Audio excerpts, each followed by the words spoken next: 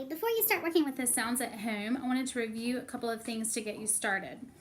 First off, I want to make sure before you even get out the sound cards to make sure that he's in the proper position. And by that, he needs to be sitting at a child's table, and we need to do what's called 90-90-90. And that means that we want each of his joints to be at a 90-degree angle. That looks like it's backwards. But anyway, you want his hip joints, his knee joints, and ankle joints to be at 90 degrees. So it's going to need to be a child-sized table. You need the torso upright, self-supporting, not leaning over. So if you pull his chair in, then there's not much room between the table and the chair. And so the body needs to stay upright on its own. This will help with respiration, and all of that's needed for speech production. Secondly, you need to make sure that when you produce the sounds, that you're producing just the sound in isolation, and you're not putting a vowel on the end, if at all possible. So for example, when we say the sounds t, it's simply the act of the tongue coming behind the teeth, tapping, t. Don't put a vowel on it to make it ta or t or te. And that's a very, very common mistake. I see it in schools all the time. Now, that's easy to do on voiceless pairs, but when the voicing is added, you actually have to make a bit of a vowel, but you want to make it as short as possible. So, d. I know it looks like a B, but it's a D. D. Leave it as short as possible. It will be really confusing when we start segmenting and blending sounds if the child hasn't learned just the sound and has learned other vowels on top of it, because you don't spell cat with a k or a k, a, t. That's not how it's spelled. So we want him to learn just the specific sounds. So make sure that you're doing that. Secondly, you may or may not know that there's 52 sounds in English language, but there are 26 letters. So we're using the letters to represent the sounds, but the sounds are the most important thing at this point. Some letters borrow other sounds, and some sounds have separate letters. So it's just working on sounds right now. We're going to call these sounds. We're not calling them letters.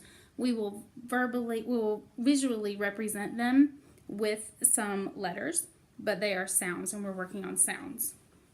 Secondly, you'll need to arrange your sounds in order from sounds that are made in the front of the mouth to ones that are made in the back of the mouth.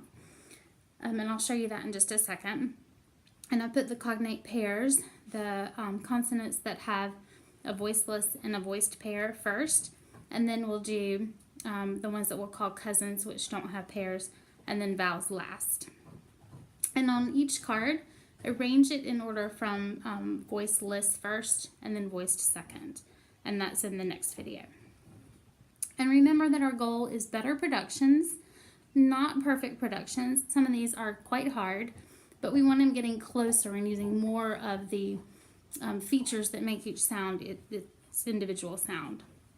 So in order to do that, we want him to have maximum trials on each turn. So after I introduce the sounds, then pause the video and have him say it like me. Look at my face. See how my teeth are working? See how this air is coming out?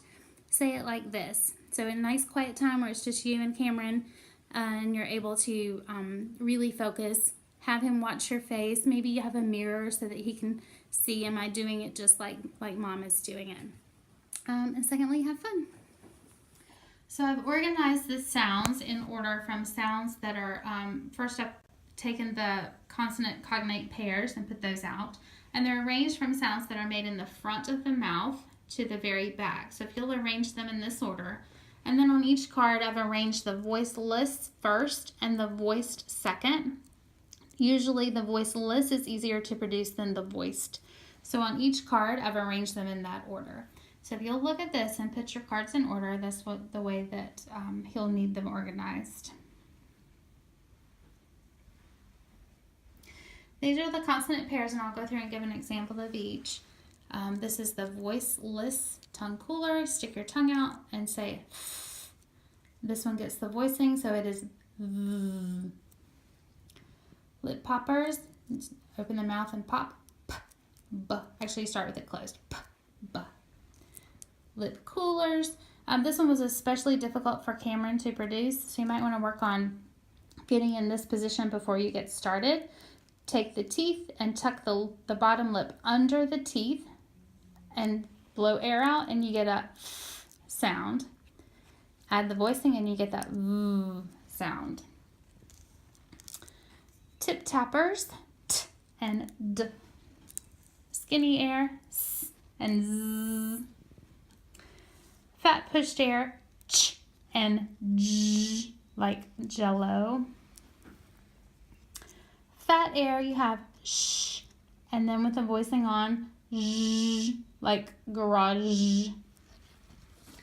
Throat scrapers are made in the very, very back, the k and the g.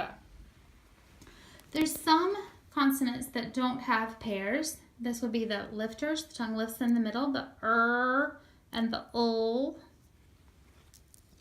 Wind sounds, w, and h. Nose sounds, ing. And this one you'll find on the borrower card. The borrowers are sounds that do not have their own, or letters that do not have their own sounds, and they end up using some of the others. For example, the C sometimes takes the k sound and sometimes takes the s sound. Qua and X, which takes a K and an S together. However, ya does have its own sound when it's used as a consonant. So right now I don't want to talk about these borrowers, we can put them aside. But I do want to keep the ya out so we make sure that we're touching base on that consonant. And then the vowels circle. The sounds are E, I, E, A, that are made in the smile in the front of the mouth. And an example would be C, I, ed, ate, and like up. Sounds made in the very bottom with an open mouth are ah and all. Ah like hot and all like yawn. In the back of the mouth, rounded mouth, is an O, and oo, like toe, foot, and boot. Sliders are diphthongs, which are two vowels that move between each other. They are I, U, owl, which can be spelled in two different ways, and oi, which can also be spelled in two different ways. Examples are ice, use, out, owl, oil, and boy. Crazy vowels are influenced by an R after them, which changes the sound of the vowel. We have AR, R, or, and like her, sir, and fur. Or like for and R like car.